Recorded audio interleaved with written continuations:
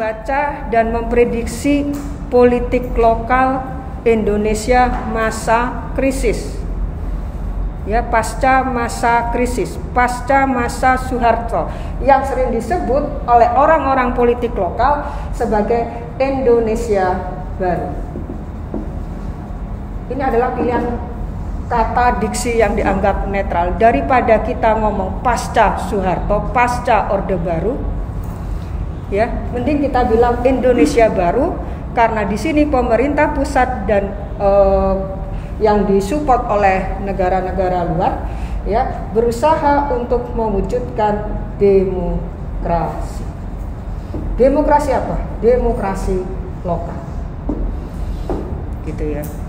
Dengan demokrasi lokal ini diharapkan, kalau kita membaca karyanya Norbert dan Bartlett, ini akan ada peran serta atau yang disebut dengan partisipasi rakyat di semua level proses politik, di semua level proses politik. Proses politik itu proses pembuatan kebijakan publik. Publik dalam politik, ingat Aristoteles ya. Aristoteles itu bilang, kenapa saya menunjukkan politik itu identik dengan pengelolaan kepentingan publik di ranah apa, kalau di Aristoteles Plato namanya bukan negara, apa yang ingat, saya lupa ini apa, ranahnya Plato dan Aristoteles, mesti saya lupa ya. Itu adalah kalau kita bicara politik, itu artinya kita bicara tentang kepentingan publik ya. Jadi politik itu selalu berkaitan dengan kepentingan publik. Bagaimana orang yang mempunyai kekuasaan, orang yang menjalankan kekuasaan itu membuat kebijakan-kebijakan yang berorientasi pada kepentingan publik. Bukan kepada kepentingan elit, bukan kepada kepentingan birokrasi, bukan kepada kepentingan politisi, bukan kepada kepentingan kelompok kepentingan tertentu. Oleh karena itu indah sekali apa yang dibaca Norbert dan Clinton berserta ahli-ahli politik lokal yang menyumbang tulisan pada bukunya dia itu. Ini akhirnya apa? Orang melihat bahwa apa yang dirangkum, buku yang merupakan kumpulan tulisan itu bernada optimis. Saya mengatakan tidak optimis. Justru ketika Norbert mungkin menulis buku itu di tahun 2021, dia nangis lihat Indonesia. Karena ketika ini ada berapa penulis sih? Saya lupa ya di bawah. Itu ya nggak saya bawa print-printan daftar isinya. Dia nangis gitu loh. Karena yang dia lihat adalah peristiwa-peristiwa praktek-praktek politik lokal yang dimulai dari zaman kolonial. Nah, kolonial selesai, ya kita memperoleh kemerdekaan politik, ya untuk menjalankan hak-hak politik sebagai negara bangsa, membangun Indonesia. Apa yang kita bangun Indonesia, masa Orde Lama, masa Orde Baru. Oleh karena itu di sini kan pernah saya mengajak Anda semua untuk belajar sendiri. Saya minta Anda belajar sendiri memahami undang-undang pemerintahan daerah. Kenapa undang-undang pemerintahan daerah selalu disebut dengan undang-undang otonomi daerah? Anda jangan ikut-ikutan keliru ya. Nggak ada undang-undang otonomi daerah. Ya. Meskipun Anda ngomong, ya, meskipun Anda menganalisis, jangan bilang ada undang-undang Otoda. Nggak ada yang namanya undang-undang Otoda. Yang adalah undang-undang pemerintahan daerah. Mengatur tentang urusan otonomi daerah. Daerah yang mempunyai otonomi itu disebut daerah otonom. Itu kata penting. Daerah otonom jangan diidentikan dengan automani. Ini pemikiran ahli-ahli otonomi daerah atau kebijakan publik zaman Orde Lama dan Orde Baru. Karena daerah yang diberikan otonomi daerah itu harus mempunyai pendapatan asli daerah yang cukup untuk membiayai urusan-urusannya. Urusan dasarnya apa? Pendidikan, kesehatan, infrastruktur. Yang lain terserah. ada apa di daerah, punya potensi apa di daerah, apa yang mau dikembangkan. PAD harus layak, PAD harus cukup, karena PAD itu dipakai untuk menggaji belanja rutin, biaya urusan, dan oke ya, itu ya, paham sampai di sini. Ya, jadi ketika Anda baca bukunya Nordlot, memang yang merupakan kumpul karangan, kita kayaknya terkesima ya, karena kumpulan karangan yang berhasil dikumpulkan oleh dua ahli ini itu memang bicara tentang politik lokal masa atau di era Indonesia.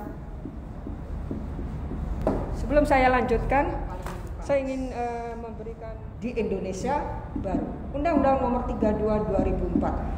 Di situ sudah nggak diatur undang-undang desa, nggak disendirikan. Undang-undang desa, undang-undang pemerintahan lokal dijadiin satu dalam naungan Undang-Undang 32 2004. Yang menjadi problem yang saya ajak Anda semua untuk berpikir kritis tentang praktek pemerintahan lokal adalah Undang-Undang 1999 itu menempatkan kuasa parlemen lokal.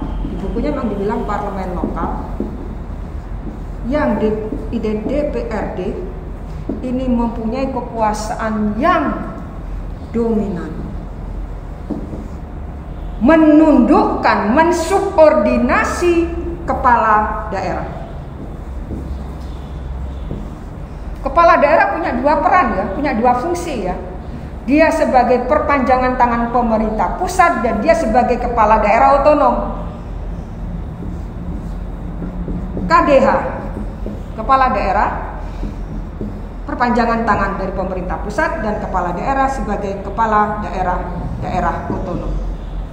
Ketika dia sebagai kepala daerah otonom, dia sejajar posisinya dengan DPRD. Ketika dia sebagai kepala daerah, wakil dari pemerintah pusat, perpanjangan tangan dari pemerintah pusat, dia dong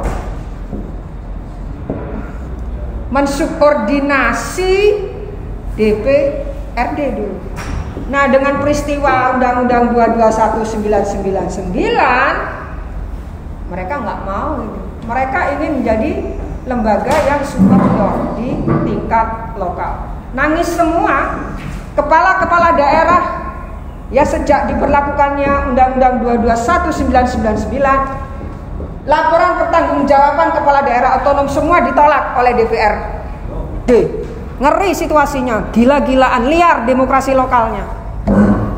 Karena memang para supporter yang ikut menyusun, mengedraft, membuat analisis ya, naskah akademik itu memang pengen, mungkin gergetan ya dengan Indonesia, pengen cepet Indonesia demokratisasi, terlalu cepat, nggak siap kita. LPJ semua ditolak kepala daerah, serem gitu ya. Anda coba, ini puncak dari transisi pemerintahan lokal kita yang terlalu liberal.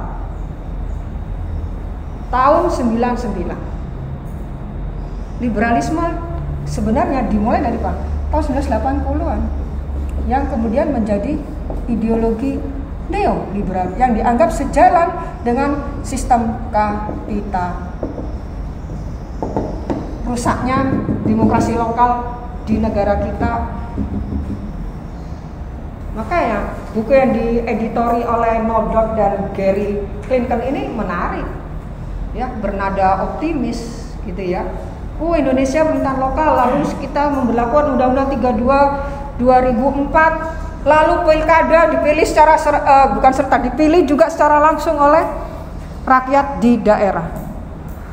Artinya mereka keturutan, jadi para pendukung eksponen, para pendukung Undang-Undang 2299 sudah keturutan. Pemerintahan lokal berjalan sudah mengarah ke demokratisasi. Lembaga-lembaga politik lokal sudah mulai bekerja, sudah on the track di tahun 2005. Ini kita direspon secara positif oleh dunia. Bayangkan Anda, kepala daerah dipilih langsung loh. Padahal otonominya berasal dari pemerintah pusat. Apa yang akan terjadi? Yang menentukan besaran otonomi daerah, yang menentukan daerah itu otonom tidak otonom, ini menentukan pemerintah pusat. Pemerintah pusat adalah ya kepala pemerintahan plus Depdagri itu. Dulu namanya masih Departemen Dalam Negeri. Ya sekarang jadi Kementerian Dalam Negeri. Apa yang terjadi? Anda bisa bayangkan. Kita sudah siap? Belum. Nggak siap. Hancur kita, tapi kita tenang ya. Hebatnya orang Indonesia. 2004 Undang-Undang 32 2004 Pilkada itu mulai Mei Juli 2005. Pilkada langsung di negara demokrasi. Apa yang terjadi sampai sekarang? Pilkada serentak. Ya, politik uang. Hancur kita, politik uang. Dan kepala daerahnya korupsi. Dari 550 berapa sih kabupaten kota di Indonesia, hampir 60% maling.